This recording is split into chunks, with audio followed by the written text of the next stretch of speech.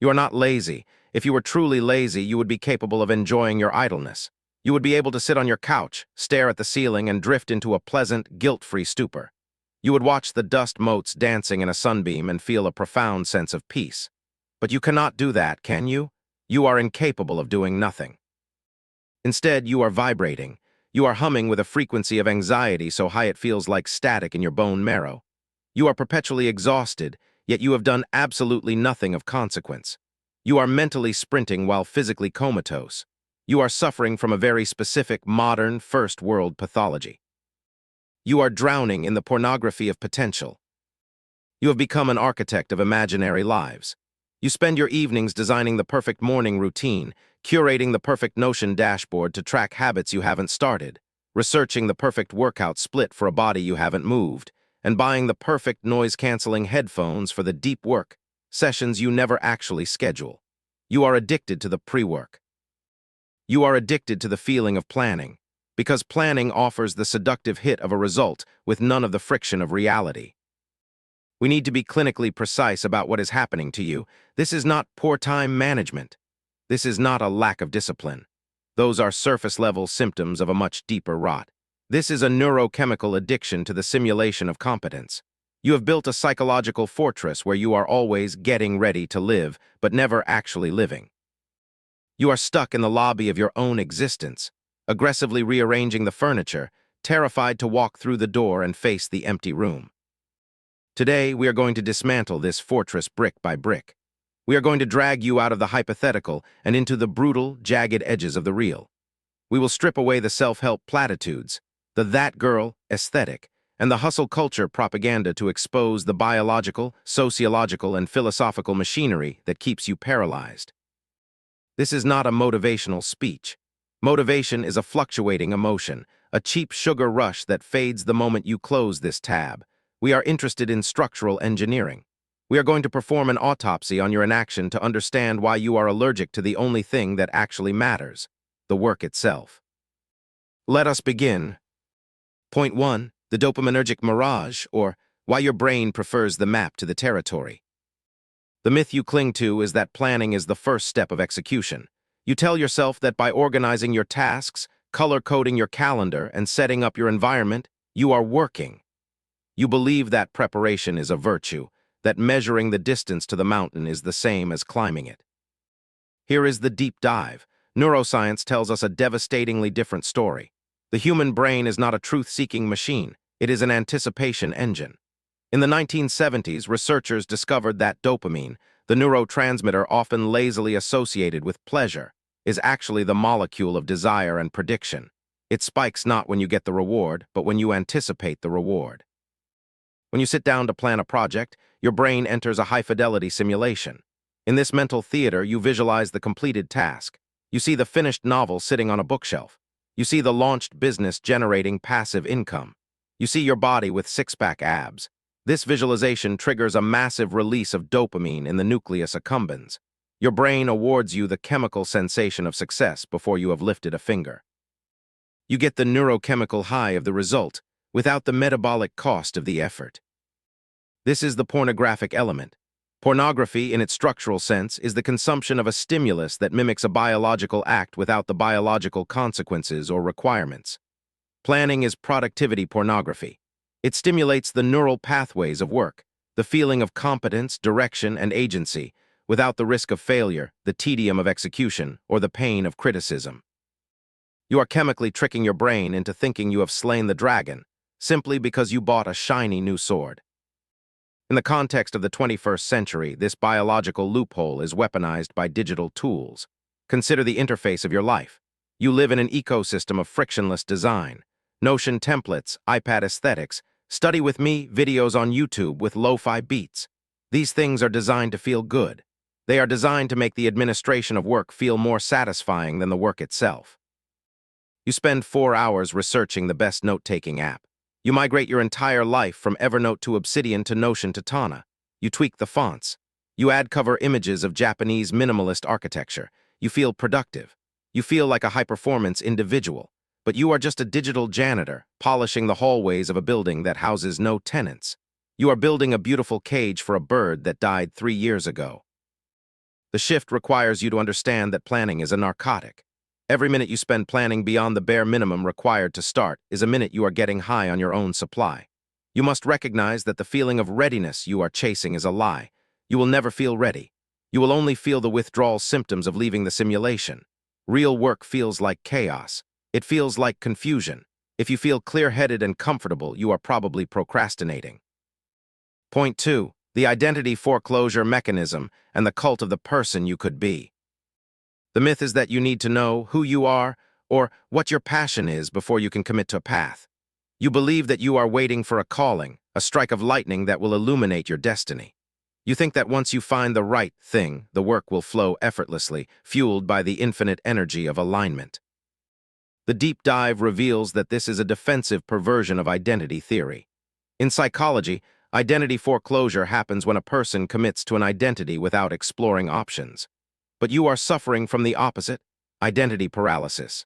You are refusing to commit to any identity because to choose one path is to murder all the others. You are obsessed with the concept of potential. In physics, potential energy is stored energy. It is energy that is doing nothing. As long as you are just planning, you remain a vessel of infinite potential.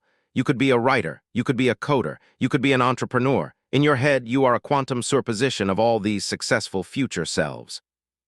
You are Schrödinger's genius. As long as you don't open the box of reality, you are simultaneously a success and a failure, and you prefer the ambiguity to the definitive proof of your own mediocrity. The moment you actually write a page or write a line of code, you collapse the wave function. You are no longer a potential genius. You are now a person who wrote a mediocre sentence. You are a person who wrote a buggy script. The reality of your output will always be inferior to the fantasy of your potential.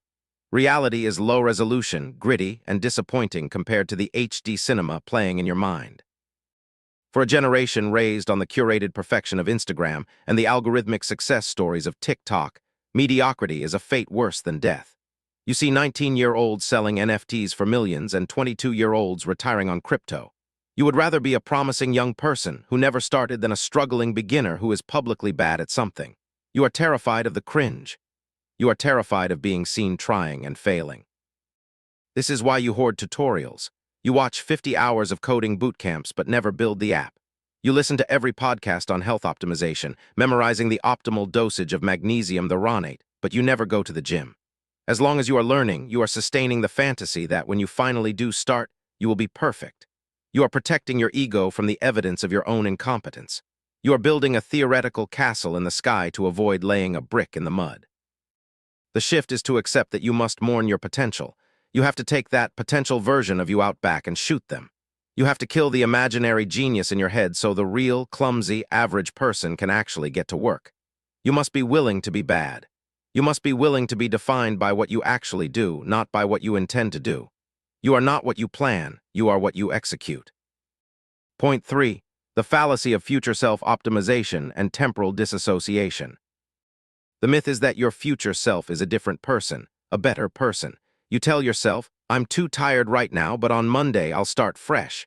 Monday version of me will be disciplined. Monday version of me won't be depressed. Monday version of me will have the energy to crush this.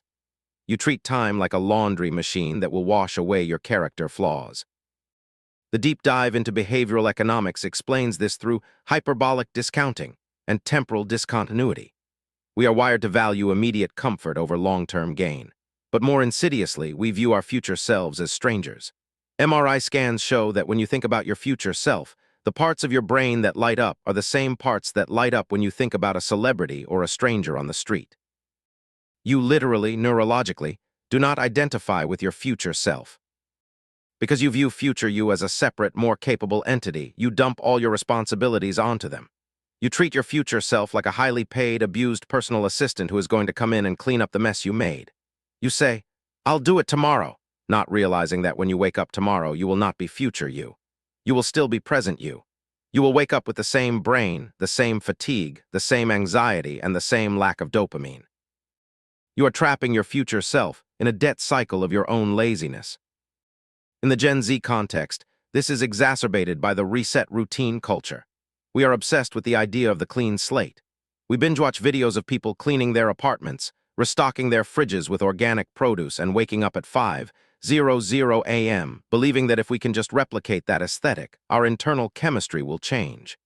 We treat our lives like video games where we can just hit restart if the run isn't going perfectly. If you eat a donut at 10 a.m., you write off the whole day. I'll start again tomorrow. But life is a continuous stream. There are no save points. There are no fresh starts. There is only the accumulation of your past actions. Every time you push a task to tomorrow, you are making tomorrow harder. You are borrowing energy from a future you do not have. The shift requires a brutal compassion for your future self. You must stop treating them like a superhero and start treating them like a tired friend who you are actively sabotaging. Do the work now poorly so they don't have to. Stop waiting for the right mood. The right mood is a ghost. It does not exist. Discipline is the ability to perform in the absence of the right mood. It is the ability to do the thing you hate like you love it. Point 4. The knowledge-hoarding loop or productive procrastination. The myth is that you need more information before you can act. You convince yourself that you are researching. You believe that the gap between you and success is a missing piece of data. If you just read one more book on strategy, if you just watch one more video on how the algorithm works, if you just find the right plugin, you will have the secret key that unlocks the door. The deep dive brings us to the concept of the illusion of competence. When you consume passive content, when you read a book or watch a tutorial, your brain tracks the text and understands the logic. This fluency feels like mastery. You understand the concept of coding, so you feel like you can code. You understand the theory of weightlifting, so you feel strong. You understand the principles of storytelling, so you feel like a writer. But passive consumption engages completely different neural circuits than active recall and execution. You are stuffing your brain with declarative knowledge, knowing that, while completely neglecting procedural knowledge, knowing how. You are building a library, not a workshop. We live in the age of infinite information. You have access to more wisdom in your pocket than the Emperor Marcus Aurelius had in his entire lifetime.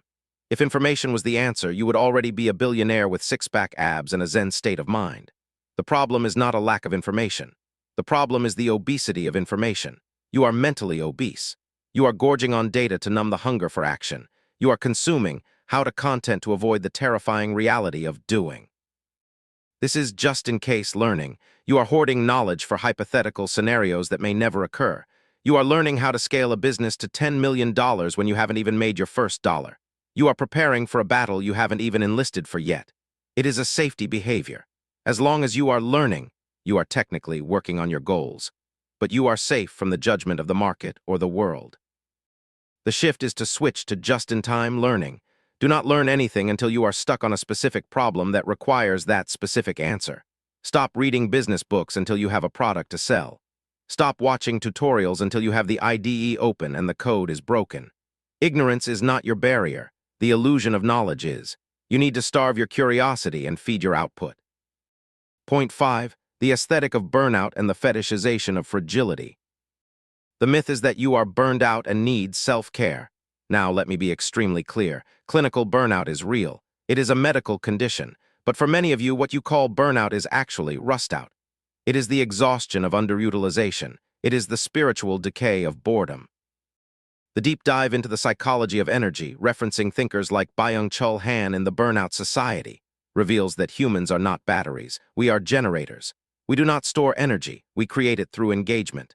When you do nothing, when you rot in bed scrolling TikTok for 6 hours or lay in a dark room staring at your phone, you are not recharging. You are depleting your neurochemistry. You are engaging in low effort, high dopamine loops that fry your receptors and leave you in a state of lethargic agitation. You interpret this lethargy as a need for rest, so you rest more. You self-care harder. You buy face masks and take baths and journal about your feelings. You practice mindfulness, which just becomes rumination. But the lethargy grows. Why? Because you are bored. Your soul is starving for the friction of reality. You are tired because you are doing nothing that matters. In our current culture, we have fetishized fragility. We have adopted the language of therapy to pathologize normal human struggle. We call procrastination trauma response. We call laziness executive dysfunction. We call simple difficulty toxic. Sometimes these diagnoses are accurate and helpful, but often they are convenient labels that absolve us of agency. They become shields we use to deflect the demand for performance. You are tired because you are fighting a cold war against your own conscience. Every moment you are not doing the thing you know you should do, you are creating a micro-conflict in your brain. This dissonance drains your energy faster than hard labor ever could. The work is not what tires you. The resistance to the work is what tires you. The guilt is heavy. The shame is heavy. The mental gymnastics required to justify your inaction are exhausting. The shift is to realize that the cure for this specific type of exhaustion is not rest. It is action. You need to expend energy to generate energy. You need the good tired, the exhaustion that comes from meaningful exertion, not the bad tired that comes from 12 hours of screen time and self-loathing. You need to shock your system with difficulty. Point 6. The perfectionist's nihilism and the tyranny of the algorithm. The myth is that you have high standards. You tell yourself, I'm a perfectionist. You wear it like a badge of honor in job interviews. You think it means you care about quality. You think it means you have taste. The deep dive exposes perfectionism as a mask for insecurity. It is not a quest for excellence. It is a quest for invulnerability. Perfectionism is the belief that if I do this perfectly, I can avoid shame. If I do this perfectly, no one can criticize me. If I do this perfectly, I will be safe. This leads to a binary worldview. Either it is a masterpiece or it is garbage. Since you cannot guarantee a masterpiece on your first try, you choose garbage, specifically the garbage of doing nothing. This is the nihilism of the perfectionist. If I can't be God, I will be a ghost. If I can't be the best, I won't play at all. This is rampant in the first world Gen Z experience. You are constantly subjected to the highlight reels of the top 1% of the human population. You see the outliers of the outliers. You see 19-year-old virtuosos, 22-year-old CEOs, and bodies that have been sculpted by surgery and steroids presented as natural. Your baseline for acceptable has been skewed to the stratosphere by the algorithm. You look at your own messy, embryonic efforts, and they look pathetic by comparison. So you scrap the draft, you delete the video, you quit the project before it launches, you refuse to participate in a game where you cannot immediately win. You have taste that exceeds your skill, and that gap is torturing you. As Ira Glass famously said, your taste is killer, but your work is disappointing. But let's look at the mathematics of quality. It is a probabilistic game. Quantity leads to quality. The ceramic class that is graded on the weight of the pots they make, pure volume, produces better work than the class graded on the perfection of a single pot. You are trying to make the single perfect pot without ever getting your hands wet. You are trying to theorize your way to mastery. The shift is to embrace the shitty draft. You must lower your standards to the floor. Your goal is not to do good work. Your goal is to do existing work. A terrible page of writing exists. A perfect, unwritten page does not. Existence is the only prerequisite for improvement. You cannot edit a blank page. You cannot steer a parked car. You have to be willing to clutter the world with your mediocrity before you can refine it into gold. Point 7. The tragedy of the option and the vertigo of freedom. The myth is that keeping your options open is smart strategy. You want to be flexible. You don't want to pigeonhole yourself. You are a multipotentialite. You want to be free to pivot. The deep dive into decision theory and existential philosophy brings us to the paradox of choice and Kierkegaard's concept of anxiety. Kierkegaard called anxiety the dizziness of freedom. When you look down into the yawning abyss of infinite possibilities, you get dizzy. We live in an era of infinite options. You can live anywhere, date anyone, learn anything, be anyone. This freedom is not liberating, it is paralyzing. It creates a state of constant existential FOMO, fear of missing out. If you choose to be a graphic designer, you are killing the version of you that is a lawyer. If you choose to live in London, you are killing the version of you that lives in Tokyo. Every choice is a funeral for 1,000 other lives. So you stand in the hallway, staring at the infinite doors, refusing to open any of them because you don't want to be wrong. You think that by not choosing, you are preserving your freedom. But you are not. You are letting time choose for you. Time is the universal solvent. It dissolves options. Every day you spend deciding, doors are quietly locking shut down the hall, you are not keeping your options open, you are watching them expire. The tragedy of the modern age is the person who refuses to plant a garden because they can't decide between tulips and roses, and so they end up standing in a patch of weeds. You are terrified of settling, but settling is the only way to build anything. You have to settle on a plot of land to build a house. You have to settle on a person to build a life. You have to settle on a craft to build a career. The shift is to understand that commitment is not a prison. It is the engine of freedom. Meaning does not come from breadth, it comes from depth. You cannot find water by digging 10 one-foot holes. You have to dig one 10-foot hole. You have to choose a suffering you are willing to endure. You have to choose your chains. Closure, the synthesis. We have dissected your paralysis. We have looked at the dopamine loops that keep you addicted to the fantasy of work. We have looked at the identity foreclosure that keeps you terrified of definition. We have looked at the fear of mediocrity, the hoarding of knowledge, and the paralysis of infinite choice. You now understand that your planning is a sophisticated form of hiding. You understand that your fatigue is a symptom of unused potential rotting inside you. So what happens now? This is the part of the video where I am supposed to soften the blow. This is where I am supposed to tell you that it's going to be okay, that you should take small steps, that you are enough just as you are. I'm supposed to play the uplifting music and give you a gentle pat on the head. But I am not going to do that, because kindness hasn't worked for you, has it? You have been kind to yourself for years.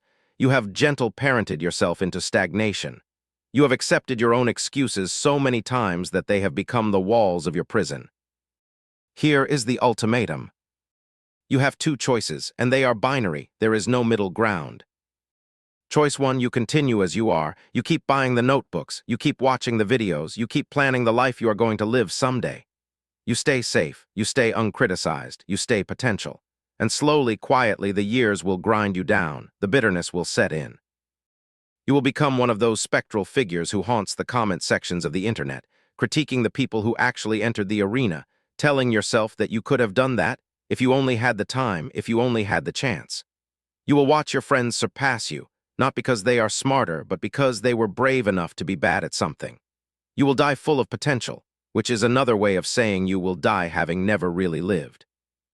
You will be a perfectly preserved seed that never grew. Choice 2, you accept the pain. You accept that doing the work is going to feel boring, difficult, and frightening. You accept that your first attempts will be mediocre. You accept that you might fail. You step out of the simulation and into the real world. You kill the fantasy of the perfect future self and you wake up as the flawed, tired, limited human being you are today, and you get to work. You choose to be a person who does things rather than a person who thinks about things. There is no hack, there is no app. There is no morning routine that will save you. No one is coming to save you. There is only the work, and there is only you. Stop planning, start doing. See you on the next video. Ciao.